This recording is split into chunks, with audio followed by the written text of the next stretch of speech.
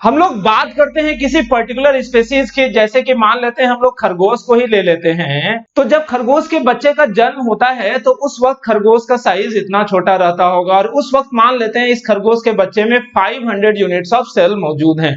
अब जैसे जैसे खरगोश बड़ा होते जाता है, बड़ा होते जाता है, बड़ा होते जाता है, बड़ा होते जाता है, होता क्या होगा कि इस खरगोश के बच्चे में जो 500 यूनिट सेल होते होंगे तो वही सेल भी बड़ा होते जा रहा है, बड़ा होते जा रहा है, यानी कि हर एक 500 सेल जो है वो बड़ा होते जाता है, बड़ा होते जाता है, जिस वजह से खरगोश भी बड़ा होते जाता है। ऐसा हर एक तरह के स्पीशीज में होता है। ये बिल्कुल भी नहीं होता है ऐसा। अगर आप लोग सोच रहे हो तो ये बिल्कुल गलत बात है। होता क्या है सचमुच, होता ये है कि जैसे खरगोश का बच्चा बड़ा होते जाता है, बड़ा होते जाता है, बड़ा होते जाता है, तो अगर खरगोश के बच्चे में मान लेते हैं 500 यूनिट्स ऑफ सेल शुरू में थे, तो अब हर एक सेल टूट टूट के, यानी कि सेल डिवीजन के बाद नए सेल को जनरेट करता है और नंबर ऑफ सेल्स बढ़ते चले जाता है, यानी कि बड़े खरगोश में नंबर ऑफ सेल्स बड़ा होते चले जाता है। और यही प्रक्रिया हर एक तरह के स्पीशीज के ग्रोथ में होता है। तो यहां पर कोई नया बात तो था नहीं, इन सारी बातों को तो आप लोग जानते ही होंगे। लेकिन इन प्रोसेसेस में न्यूक्लिक एसिड का क्या रोल होता है वही हम लोगों को आज के लेक्चर में जानना है। तो नमस्कार दोस्तों, मैं राहुल जलान और स्वागत है आप लोगों का मेरे इस नए वीडियो में। तो बच्चों, आज के वीडियो में हम लोग जानेंगे फंक्शंस ऑफ न्यूक्लिक एसिड, कि न्यूक्लिक एसिड का क्या क्या रोल होता है किसी भी लिविंग ऑर्गेनिज्म के अंदर। तो यहां पर आप लोग जानो कि न्यूक्लिक एसिड का दो फंक्शन हम लोग पढ़ते हैं, एक होता है सेल रिप्लिकेशन और दूसरा होता है प्रोटीन सिंथेसिस। और बच्चों, हम लोगों को आज के लेक्चर में इन्हीं दो चीजों के बारे में जानना है। तो सबसे पहले बच्चों, आप लोग अपने कॉपी में हेडिंग दे दो फंक्शंस ऑफ न्यूक्लिक एसिड। वहां पर आप लोग लिखो nucleic acid perform the following two main functions. Nucleic acid perform the following two main functions inside the body of living organism। तो यहां पर आप लोग दो फंक्शन लिखो, पहला सेल रिप्लिकेशन और दूसरा प्रोटीन सिंथेसिस। सबसे पहले बच्चों हम लोग जानते हैं सेल रिप्लिकेशन होता क्या है। तो आप लोग हेडिंग देके लिखो सेल रिप्लिकेशन। सेल रिप्लिकेशन में वही बात जो भी मैंने शुरुआत में डिस्कस करी कि जैसे सेल डिवीजन होता है तो सेल डिवीजन होने के बाद मान लेते हैं एक सेल दो नए सेल को जनरेट किया। तो यहां जो ये पेरेंट सेल है, इसके न्यूक्लियस में जो न्यूक्लिक एसिड यानी कि डीएनए मॉलिक्यूल होता है, उस डीएनए मॉलिक्यूल के किसी पर्टिकुलर स्ट्रैंड पर जो बेस का सीक्वेंस होता है, वो बेस सीक्वेंस इस सेल के जेनेटिक कोड के रूप में काम करता है और वही सेल रिप्लिकेट करता है दो नए सेल को। और यहां जो सेल के डीएनए मॉलिक्यूल का बेस सीक्वेंस होगा वो एग्जैक्ट वही होगा जो कि पेरेंट सेल का होता है। और वही सब कुछ हम लोगों को सेल रिप्लिकेशन में पढ़ना होता है। इस फिगर को देख के थोड़ा थोड़ा अंदाजा तो लग ही रहा होगा कि सेल रिप्लिकेशन होता क्या है। सबसे पहले आप लोग जानो कि यहाँ के नीचे का हिस्सा आप लोगों को नजर नहीं आना चाहिए, सिर्फ इसके ऊपर वाला हिस्सा आप लोग गौर से देखो। सोचो कि पहले जो डीएनए मॉलिक्यूल था यानी कि न्यूक्लिक एसिड ये है, तो इसे हम लोग क्या नाम दे देंगे बच्चों, पेरेंट डीएनए मॉलिक्यूल। ओके, ये जो है ये क्या चीज है, this is parent DNA molecule यहां तक। और पेरेंट डीएनए मॉलिक्यूल में बेस सीक्वेंस होगा। मान लेते हैं कि एक पर्टिकुलर स्ट्रैंड पर का बेस सीक्वेंस है thymine, adenine, cytosine, guanine, adenine, thymine. इस तरह से इस पर्टिकुलर स्ट्रैंड पर का बेस सीक्वेंस है। तो ऑब्वियस सी बात है कि दूसरे स्ट्रैंड पर का जो बेस सीक्वेंस होगा इसी का कॉम्प्लीमेंट्री होगा, क्योंकि यहां पर जो हाइड्रोजन बॉन्ड बनता है between the bases of two strands of DNA molecule, that is highly specific. और वो अगर आप लोगों को याद हो तो थायमीन जो है वो सिर्फ किसके साथ हाइड्रोजन बॉन्ड बनाता है, एडेनिन के साथ। और साइटोसाइन जो है वो किसके साथ हाइड्रोजन बॉन्ड बनाता है, ग्वानिन के साथ। ओके, तो यहां पर आप गौर करो, ये थायमीन है तो जस्ट इसके सामने क्या चीज रहेगा बताओ, एडेनिन। एडेनिन के सामने क्या होगा, थायमीन। साइटोसाइन के सामने क्या होगा, ग्वानिन। और साइटोसाइन के सामने क्या होगा, ग्वानिन। यहाँ साइटोसाइन के सामने क्या है, ग्वानिन। यहाँ ग्वानिन के सामने क्या है, साइटोसाइन। यहाँ एडेनिन के सामने क्या है, थायमीन। यहाँ एडेनिन के सामने है थायमीन। यहाँ थायमीन के सामने क्या है, एडेनिन। तो ये पुराना न्यूक्लिक एसिड है, पुराना डीएनए मॉलिक्यूल है जो कि पहले के सेल के न्यूक्लियस में मौजूद है। अब जब सेल डिवीजन हो रहा है तो उस वक्त कैसे डीएनए मॉलिक्यूल अपना एग्जैक्ट कॉपी बनाता है। और इसी प्रोसेस को ही दरअसल हम लोग क्या नाम देते हैं, सेल रिप्लिकेशन। इसलिए सेल रिप्लिकेशन का डेफिनेशन भी हो जाता है the process of duplicating itself by DNA molecule is called cell replication, या फिर the process of formation of exact copy of itself by DNA molecule is called cell replication. और वो होता कैसे, उस चीज को समझो। जैसे सेल रिप्लिकेशन होता है तो ये जो डीएनए मॉलिक्यूल था ना पुराना वाला, तो वो डीएनए मॉलिक्यूल का दोनों स्ट्रैंड खुल जाता है। अभी ये हाइड्रोजन बॉन्ड जिसके जिसके बीच था, ये हाइड्रोजन बॉन्ड खुलते जाता है, तो खुल गया, यानी कि ये पुराने पेरेंट डीएनए मॉलिक्यूल का दो स्ट्रैंड है जो कि अनविंडेड है। और यहां पर भी हम लोग बेस सीक्वेंस अपने आधार पर लिख लेते हैं। ये एडेनिन है, मान लो ये थाइमिन है, ये साइटोसाइन है, ये ग्वानिन है, ये एडेनिन है, ये थाइमिन है, ये साइटोसाइन है, ये थाइमिन है, मान लेते हैं ये साइटोसाइन है, ये ग्वानिन है, ये एडेनिन है, ये साइटोसाइन है, ये साइटोसाइन है। तो बताओ, तो दूसरे स्टैंड पर अपने मन से लिख सकते हैं क्या? नहीं, इसी का कॉम्प्लीमेंट्री होगा। तो एडेनिन के सामने क्या होगा बच्चों? थाइमिन होगा। ये थाइमिन के सामने क्या होगा स्टूडेंट्स? यहाँ पर एडेनिन होगा। ये साइटोसाइन के सामने क्या होगा? ग्वानिन, जो कि खुल चुका। यहाँ पर ग्वानिन के सामने क्या होगा? साइटोसाइन। एडेनिन के सामने क्या होगा? थाइमिन होगा। थाइमिन के सामने क्या होगा?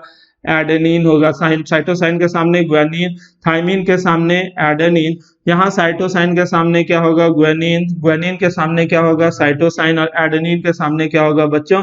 थाइमिन होगा। ये साइटोसाइन के सामने क्या होगा? ग्वानिन। साइटोसाइन के सामने ग्वानिन। तो यहां तक कुछ नया बात नहीं था। Parent DNA molecule cell replication के दौरान जो इसका दो स्ट्रैंड है, वो दो स्ट्रैंड खुल जाता है अलग अलग में, तो इसमें कोई तकलीफ नहीं है।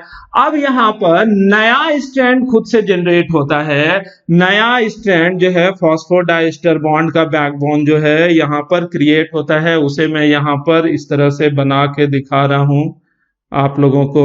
और यहाँ पर भी उसी तरह से नया स्ट्रैंड जो है खुद से जनरेट हुआ। ओके, ये नया स्ट्रैंड बना। जब सेल रिप्लिकेशन हो रहा है तो उस वक्त ये जो है नया स्ट्रैंड बना। क्या चीज का?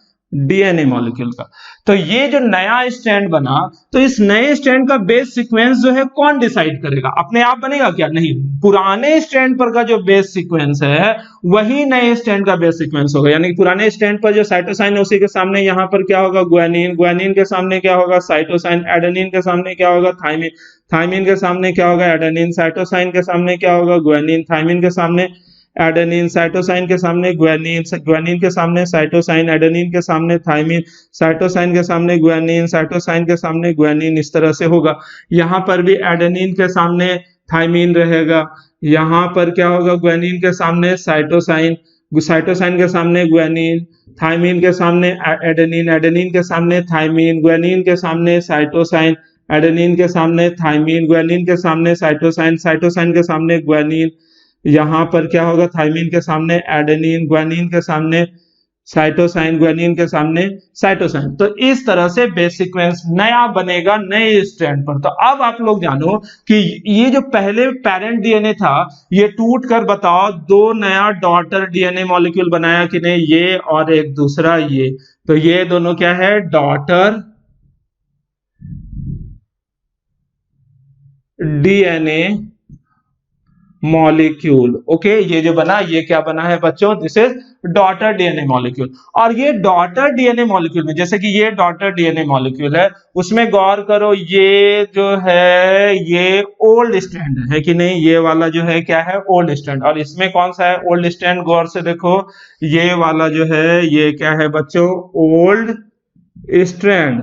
और ये जो नया स्ट्रैंड यहाँ पर जनरेट हुआ है, ये है क्या बच्चों? ये वाला जो है, गौर से देखो, ये जो है ये न्यू स्ट्रैंड है कि नहीं? ये जो बना, this is new strand in daughter DNA molecule. यानी कि जो डॉटर डीएनए मॉलिक्यूल होता है, पुराने डीएनए मॉलिक्यूल से जो नया डीएनए मॉलिक्यूल बना, उसमें एक पुराना स्ट्रैंड होता होगा। पुराने स्ट्रैंड पर जो बेस सीक्वेंस होता है वो मौजूद होता है टेम्पलेट की तरह, जो कि नए स्ट्रैंड पर बेस सीक्वेंस को डिसाइड या निर्धारित करता है। इस तरह से जो पुराने डीएनए मॉलिक्यूल का बेस सीक्वेंस होगा, एग्जैक्ट वही बेस सीक्वेंस होगा नए डीएनए मॉलिक्यूल में भी होगा। इसीलिए सेल रिप्लिकेशन को हम लोग बोल देते हैं the duplicating process of DNA molecule या न्यूक्लिक एसिड, और इसे ही हम लोग क्या बोलते हैं, एग्जैक्ट कॉपी बनाने की प्रक्रिया। ओके, तो इन चीजों को हम लोग लिख लेते हैं।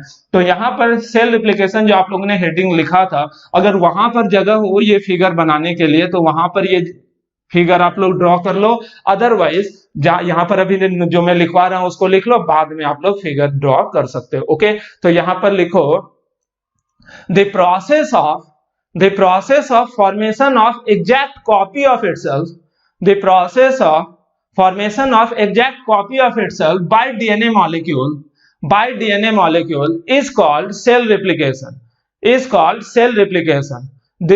और उसी में फुल स्टॉप देख लिखना, this is the process of duplicating itself, this is the process of duplicating itself by DNA molecule, this is the process of duplicating itself by DNA molecule। Next point देख लिखना, during cell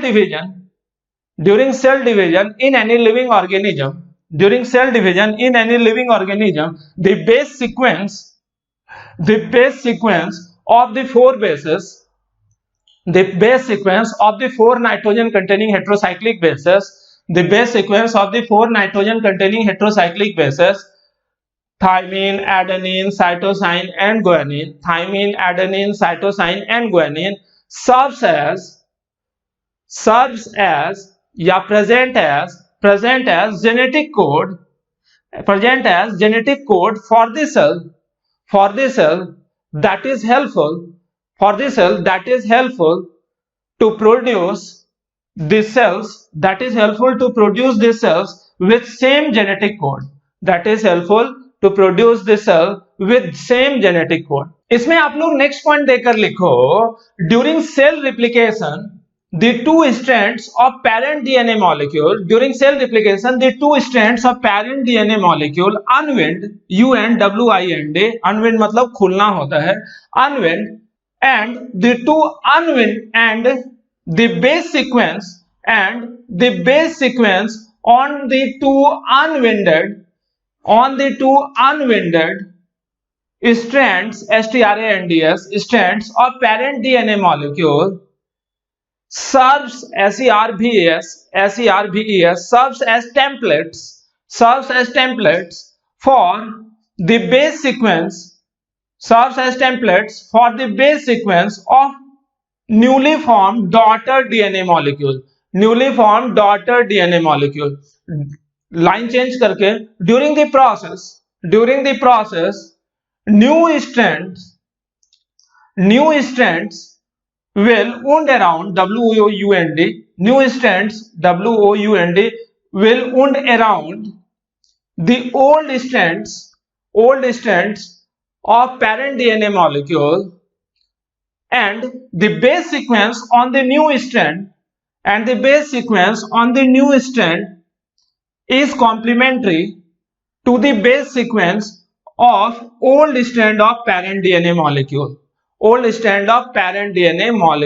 full stop। उसके बाद line change करके, in this manner the newly formed daughter DNA molecule, in this way the newly formed daughter DNA molecule is exact copy of parent DNA molecule, because they both have same base sequence। Okay, तो बच्चों ये जो था ये cell replication complete हुआ। अब अपने को क्या पढ़ना है, प्रोटीन सिंथेसिस, जो कि हम लोग अगले लेक्चर में देखेंगे। बच्चों मेरे मोबाइल में किसी परेशानी की वजह से आप लोगों का सारा कांटेक्ट डिलीट हो चुका है, इस वजह से आप लोगों से रिक्वेस्ट है कि फर्दर कम्युनिकेशन के लिए आप लोग अपना कांटेक्ट नंबर मेरे मोबाइल नंबर 8226882288 या फिर 8227882288 के व्हाट्सएप नंबर पर या फिर टेक्स्ट मैसेज के रूप में आप लोग नाम के साथ और अपने ग्रुप के साथ भी, जिस व्हाट्सएप ग्रुप में आप लोग पहले से मौजूद थे उस ग्रुप के साथ भी इस नंबर पर आप लोग भेज दो कि मैं दोबारा से आप लोगों से कम्युनिकेट कर सकूं और चीजों को जैसे कि PDF, question paper, online test वगैरह आप लोगों से स्मूथली ले सकूं या फिर दे सकूं। ओके स्टूडेंट, तो आज के वीडियो में इतना ही। अगले वीडियो में हम लोग देखेंगे प्रोटीन सिंथेसिस। Okay student.